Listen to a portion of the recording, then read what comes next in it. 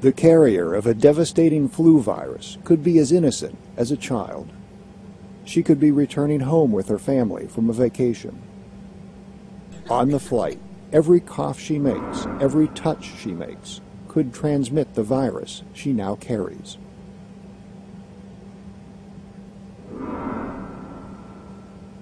Early symptoms of a flu are like the common cold. It could be hours or days before more serious symptoms become apparent. No one, not her parents or other passengers, would suspect this little girl could be ground zero for a worldwide pandemic.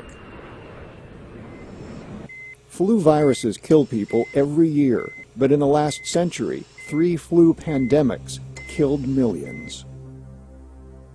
Perhaps the most serious recorded flu outbreak began in 1918. Close quarters of World War I soldiers provided opportunity for human-to-human transmission. And their migration to the war zones meant mixing with civilians around the world. Victims bled internally, and the lungs filled with fluid, sometimes drowning the patients. Over 50 million people died from this influenza, at least 30 million more than were killed in the war. The U.S. Centers for Disease Control has released images of the swine flu virus that is believed to have originated in March 2009 in Mexico. Though swine influenza does not normally infect people, there have been sporadic previous human infections. But this strain is new. How does a flu virus attack? A protein spike on the surface of a flu virus is the key to breaking into a human cell. The virus's genetic material enters the cell's nucleus and can make it clone hundreds of thousands of new viruses.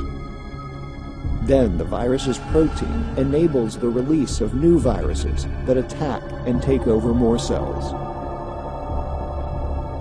The human immune reaction sends out cells and chemicals called cytokines to attack the virus in the lungs, but they cause severe inflammation. The virus itself may not kill its host, but inflammation can cause blood and other fluids to build up in the lungs, and the patient actually drowns. Backyard farms like this could be the link that allows swine or avian flu to jump from animals to humans. When influenza viruses from different species infect pigs, the viruses can reassort or swap genes. Flu viruses are made up of RNA, forever changing genetic material.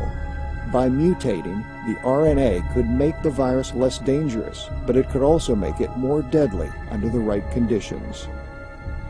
New strains can emerge that are a mix of swine, human, and avian influenza viruses. And once human-to-human transmission is established, with our jet-setting lifestyles of today, it could be only a matter of days before the virus can be taken around the world, creating a pandemic.